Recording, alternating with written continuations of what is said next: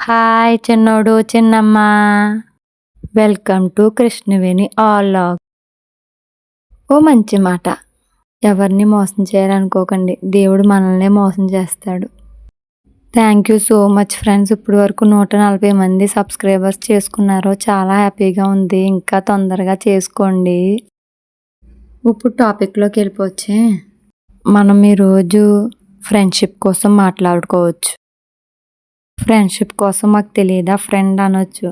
అన్నీ తెలిసిన ఏదో ఒక చిన్న విషయం తెలియకుండా ఉంటుంది కదా. ఫ్రెండ్షిప్ మధురమైన ఒక జ్ఞాపకం కదా. రూపంతో పని లేకుండా మనసుతో మొదలయ్యేదే ఫ్రెండ్షిప్. ఇద్దరు ఫ్రెండ్స్ మధ్య స్నేహం ఎక్కడికైనా తీసుకెళ్తుంది కదా.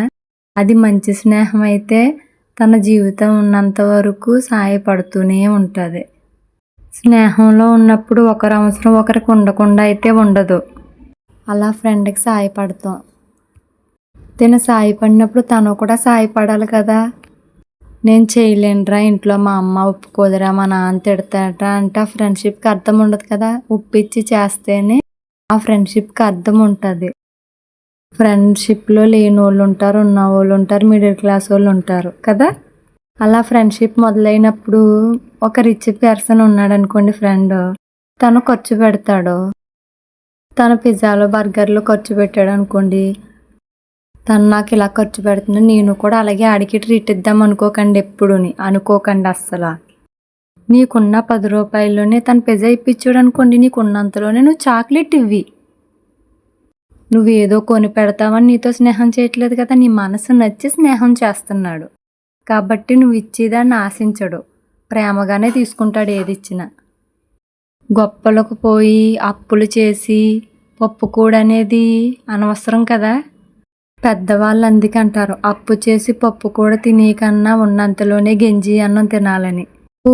పాపం పెరిగినట్టు పెరుగుతుంది అంటారు కదా. దానికి మన భాషలో చెప్పినా మనం ప్రతిరోజు బట్టలు విడుస్తాం కదా. మనకి తెలియకుండానే ఒక్కసారి విడిచిన బట్టలు 4 బట్టలు అవుతాయి. ప్యాంటు, షర్టు, బనియను, అండర్వేర్ ఇవన్నీ కలిపి. అలాగే అప్పు కూడా మనకి తెలియకుండానే అలా పెరుగుతూనే పోతుంది. ఒక 2 రోజులు అమ్మ బట్టలు ఉతకడం మానేసింది అనుకోండి, బకెట్ అవ్వాల్సిన బట్టలు ట్రబ్బుడు అవుతాయి. అలా అప్పు చేసి ఎప్పుడు ఫ్రెండ్స్ని పోషించకండి.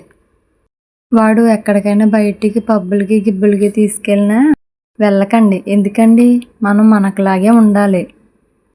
ఫ్రెండ్షిప్లో ఉన్నప్పుడు పక్క అబ్బాయి ఏ సిగరెట్టో ముందో కాల్చాడు అనుకోండి, అది నువ్వు కూడా తాగాలనుకోకూడదు. ఎందుకంటే వాడిని మనం మానిపించాలనుకోవాలి తప్ప వాడికిలా మనం మారాలనుకోకూడదు. మానిపించడానికి నువ్వు చేసే ప్రయత్నం వాడిని మానిపిస్తున్నానని ఆడికి అర్థం అవ్వకుండానే నువ్వు మానిపించగలిగితే నీ అంత గొప్ప స్నేహితుడే ఉండడు. వాడికి అర్థమయ్యే భాషలో చెప్తే వింటాడేమో కదా. స్నేహం ఫ్రెండ్ ఎక్కడైనా ఉండొచ్చు, పెళ్ళి అయిపోయి అత్తారింట్లో ఉండొచ్చు, యుఎస్ ఎక్కడైనా ఉండొచ్చు, కానీ మనం గడిపిన క్షణాలు గుర్తుకు వస్తాయి కదా. నాకు ఎక్కువ నా స్కూల్ డేస్ కన్నా నా ఇంటర్ డిగ్రీయే బాగా ఇష్టం అండి. ఇంటర్లో నన్ను అర్థం చేసుకునే ఫ్రెండ్స్ దొరికారు, డిగ్రీలో కూడా అంతేనండి. స్నేహం అబ్బాయితో అమ్మాయితో అనేది పక్కన పెట్టండి. స్నేహం అనేది మన మనసులో ఉండాలి తప్ప చూసే చూపులో ఉండకూడదండి. ఫ్రెండ్స్ ఎప్పుడు ఒకటి గుర్తుపెట్టుకోండి, మనం ఫ్రెండ్షిప్ చేసేటప్పుడు మనల్ని తప్పు ఎత్తి చూపించేవాడే నిజమైన ఫ్రెండ్ అండి.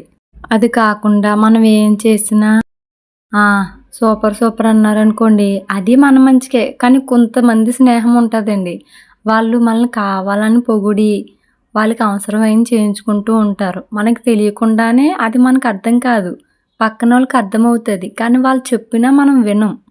ఆ ఫ్రెండ్షిప్ మత్తులోనే పడిపోతాం.